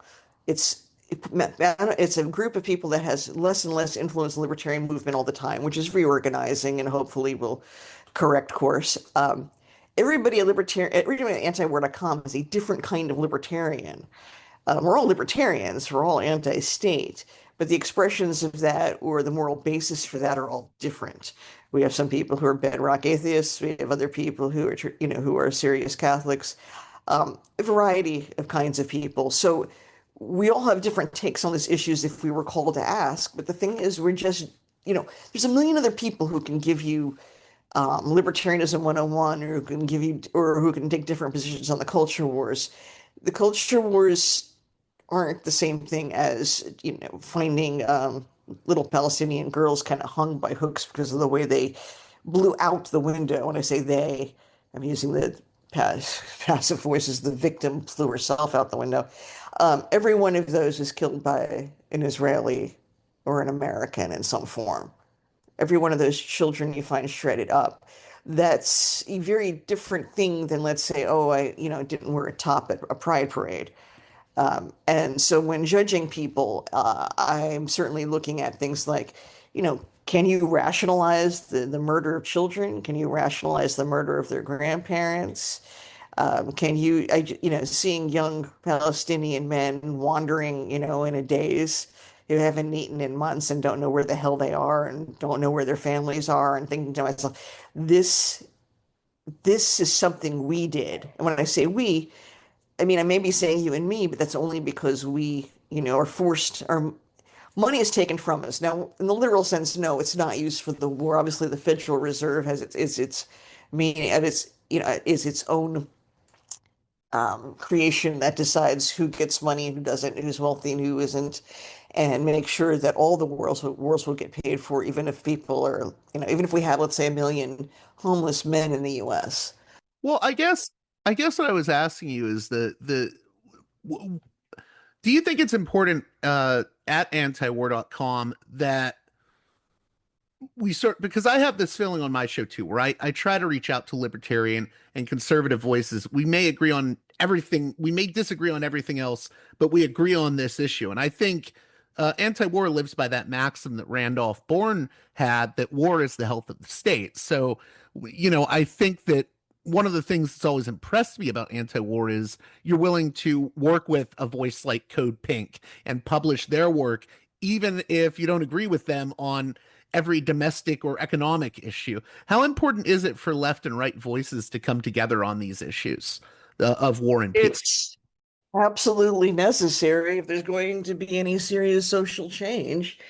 I mean, I'm not going to, because Malcolm X would say something like, don't allow your enemies to define, how many of them you are. But in reality, as somebody who's been a professional libertarian a long time, there aren't that many leftists in the U.S. And most of the ones who write, and the 50 or so magazines and publications that would read as leftists, and I can list a bunch of them, even though, and all of them would be ones you've heard of at one time or another.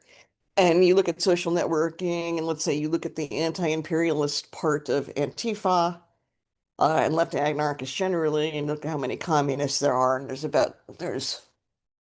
may be 6 to 8 political parties representing some form of socialism or communism that have been on the ballot.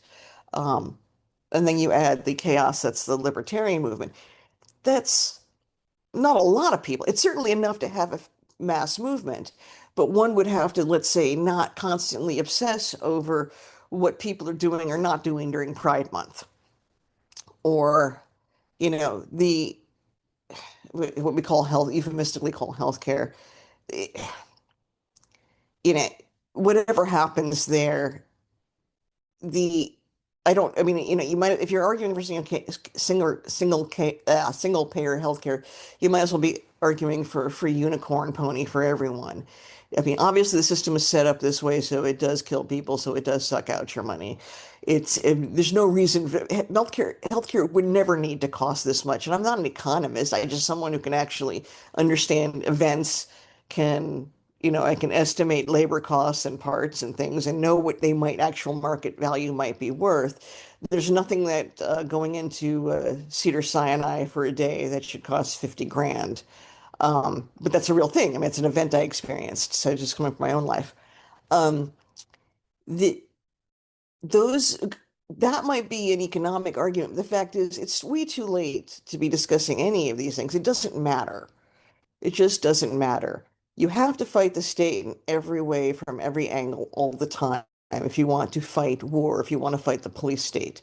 And the police state and the uh, the empire come for all of us. There's nobody who has being I guess, a right winger to a leftist. I don't have some kind of magical. For example, let me give you this. Your leftist woman might say a feminist. Um, might say, well, don't you worry about X, Y, or Z? Of course, I worry about X, Y, or Z. I'm not. There is no opting out from white supremacy or patriarchy or the Federal Reserve or our system or our bogus healthcare insurance schemes. It doesn't matter what your minority ideology is. I mean, you either know that you're not supposed to kill people, and you shouldn't be proud of a country whose biggest export is sending off teens to kill children in other countries. No, I think that sums it up quite well. And like, Jacobin and some of these other leftist publications, they can focus on their things when it comes to economics, and libertarians can focus on theirs, but we can come together on this single issue of, say, oh, the Iran war is a bad idea. That's what I always tell people, at least.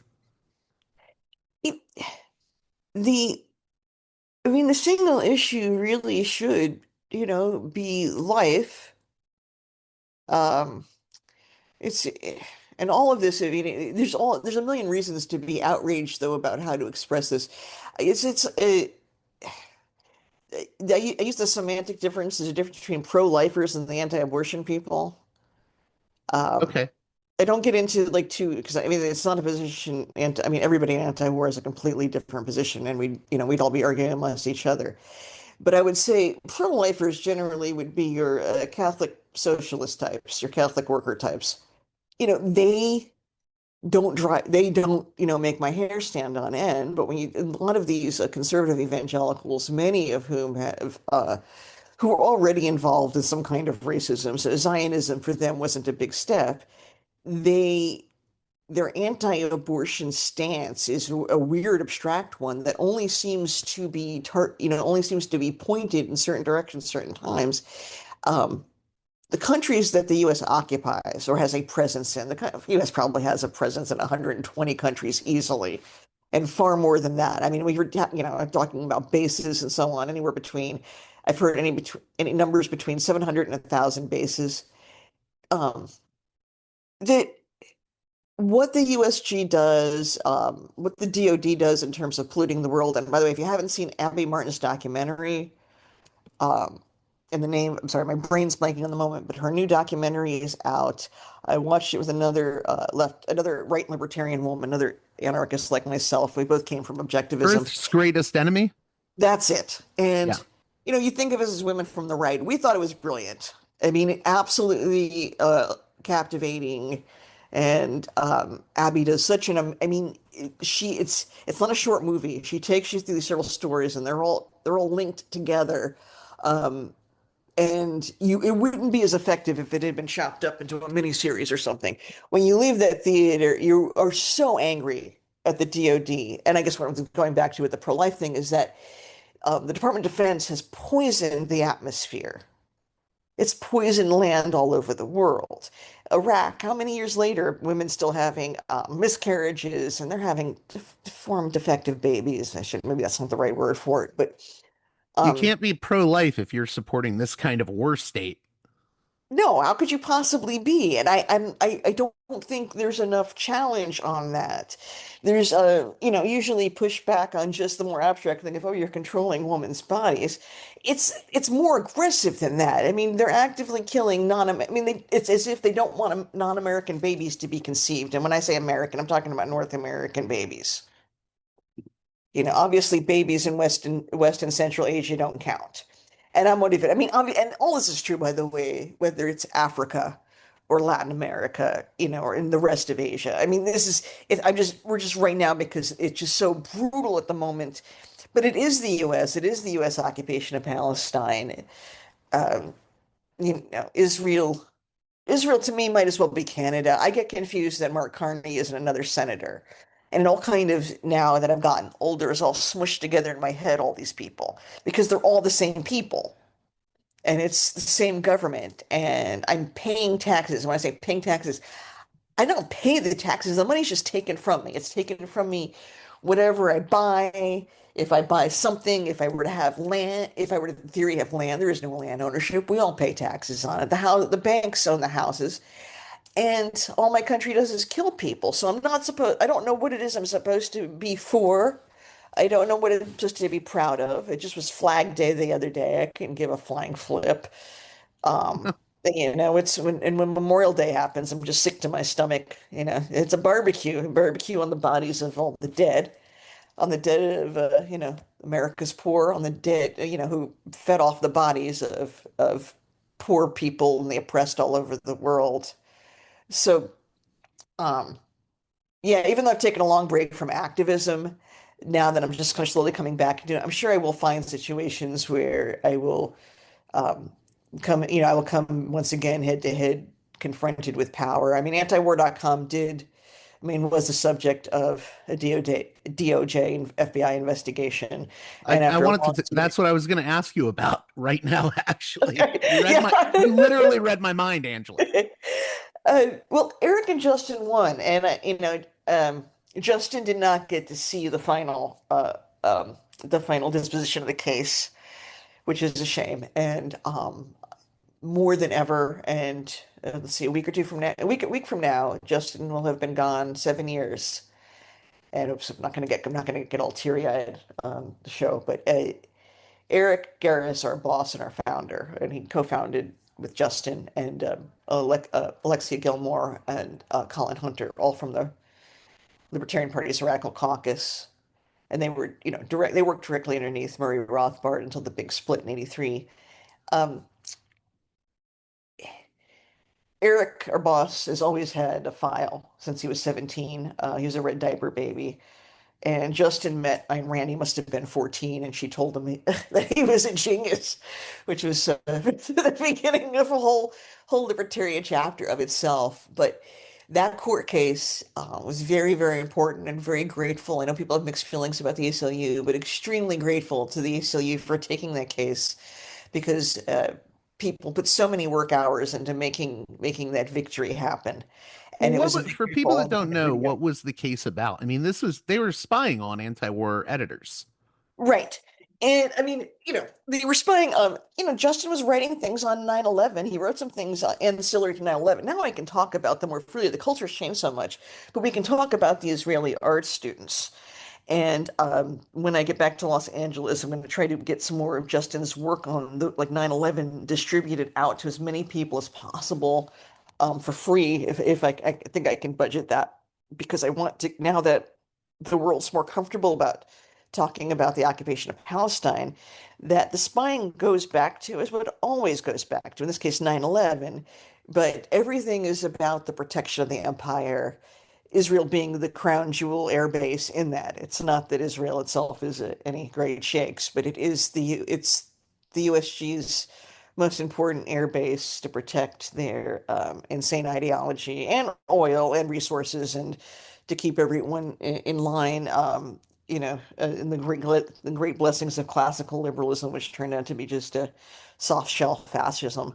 But the case, there was spying, and as soon as the ACLU found out, they took the case immediately, and it had to go through several stages. But if you look in the files, the files had very bizarre things about Justin. I mean, things that, if you could have you could have just looked on his wiki page to find some of these things out. They didn't take great investigation, but it was mostly just questioning. It basically comes down to this is gay Sicilian guy, asks too many questions about Israel. And that's what it came down to. And no, you can't special investigate. I had libertarians trying to make excuses for me why it was okay for the FBI to initiate that in the first place. No, this is the US. We have the First Amendment here. I don't care if your dad's a cop or how you feel about your special imaginary ethnicity, and all ethnicity and religion and race is bullshit to begin with anyway. So I have very little time for it, and I see how much destruction these categories cause. So the story that got Justin in trouble was the Israeli art students. That involved these young, people that were saying they were Israeli art students, young Israeli nationals in the early 2000s who were, I guess, spying on the U.S. or infiltrating. Yes, Okay. they were definitely spying. And in fact, I will do my best. Let me see if I can find. I was going to, and I will send you this link if it's helpful. I'm trying to find it again, but um, Justin wrote a short book on 9/11 many years ago, and it definitely had trouble. I mean, there's only so many places you can, publish them, and it's really only like far, you've got the hard left and some crazy right-wingers. I mean, it's a very small people who are really willing to go out there. And you mentioned Jacobin earlier. I'm sorry, I'm barely speaking. The Terror Enigma is the book, and that's the book I want to try to get out to as many people as possible. Um, because now that we can talk about those things, I used to describe it as issues ancillary to 9/11, because people, as soon as they hear the word Israel, they go nuts. And that's, it's just, Justin Raimondo was anti-Zionist at a time when it wasn't fun. And I think about all these men who've suffered, like the late Toady Jute or Norman Finkelstein would be a great example. And there's so many men and some women whose careers were completely destroyed by being openly anti-occupation, anti-apartheid, anti-genocide, and they're heroic. And people like to talk a lot of nonsense about Justin still in these days. So, is there anything I missed in closing that you wanted to mention? Anything you want to plug? And Oh, I need to plug everything instead of ranting. And I want to thank Red Bull and Xanax for this clarity. Uh, and so this is what I need to plug. First off, right now, look, Syria and Lebanon, you need to be on top of these things. Just type in jasonantiwar.com. Okay, you're going to get everything Jason writes. Jason writes on all of that all the that's time. Jason Ditz. Yeah. Yes, and Jason's just, in fact, I'm trying to force Jason. I'm trying to get Jason, like me, to, like, it's time to come out of our shells and start talking to people in the outside world. It can't just make Dave and Kyle do the whole thing. I've had So, Jason on the show before. excuse me? I've had Sorry? Jason on the show before. Well, he needs to be back on. He needs to be back out there. Jason, Kyle, and I did Are You Smarter Than a Politician? That was the first thing I did in 7.5 years. And it was hilarious and fun, and I was surprised because I was really frightened to do it. But we need to do it for charity. It's just really important. But more than anything else, just, we want people to read antiwar.com. But if reading is not your thing, and a lot of people don't take in information that way, just listen to Dave's show, Anti-War News with Dave DeCamp, Sunday through Thursday. It'll show up sometime at around 10:30 to 10:45 p.m. Eastern. And it's half an hour. It's got everything you need. It's all very well put together. Dave wrote a lot of the articles, and he's also highly, it's also a work of Kyle and Jason's and so on that'll get explained to you, and other people's work too. And it's just really, really good. And then the past couple of years, the Kyle Anzalone show has just exploded, and you should definitely have Kyle on if you haven't already. I've had Kyle on multiple times. I have Kyle and Dave on. One of the things I'm grateful about, this is just an aside, is that everyone in anti-war, even if their show has really exploded, like Dave has really exploded in notoriety and just people being aware of his work, he'll still make time to come on this show. I don't know any of this. How, you know what it is? Your account's been shadow banned. In fact, I didn't even know you were on there until March of this year. Wow. And we can talk about off that line about how I found you were online. But yeah, I didn't know any of that. So this is like, I feel like thank God everybody's on there. Anyway, please send me and tag me on these clips because I need to put these all over the place. I want you and the guys to be out there everywhere. So thank you so much. I'm sorry about the ranting. I haven't done this in a while, and I will actually read up on facts and things very soon. No, I enjoyed it. I loved it, Angela, and everyone head on over to antiwar.com. All right. Thank you so much. A special thanks to my $10 and above tier supporters on Patreon who make this show possible with their generous donations. Producers credits shout out to those supporters: Aaron, Fabian, Jeremy, Matt, Big Bob's Beepers, James, Enoch, David, Sadad, Tristan, Bob, Eva, Miriam, West Bank Robbery Pod, B. Lund, Transnatural Perspectives Podcast, Dan, Nick, Elliot, Fabian, Tom, Arlen, Bo, Spartacus, James, G, Jamie, Will, JC, WV, Sutra, Orc, Catherine, Aaron, Darko, Nathan, Holland, Dan, Mark, Chase, Olm, Gary, Nobody, Emilia, Nick, Brace, Michael, and Brian. Please join those listeners in supporting me at the $10 and above tier of my Patreon page, patreon.com/Parallax Views, if you'd like your very own producer's credit on each and every edition of the program. Until next time, you've been listening to Parallax Views with Parallax Views to Parallax Views with Parallax Views. The way out is not simply to say, don't do it, just to prohibit. It's nothing else. If we don't do it, others will be doing it like crazy. So, we have to confront the problem. But no, basically, I know of the great anxieties, problems, new forms of control, but it's also new forms of freedom. This is why I always emphasize that internet and all this new digital stuff, it's a very ambiguous phenomenon, but it's the field of struggle. New forms of enslavement, but at the same time, new incredible forms of freedom. We have to accept the fight with no nostalgia for old, allegedly more authentic communities or whatever. I'm not afraid. I'm not afraid. I'm not afraid. I'm not afraid.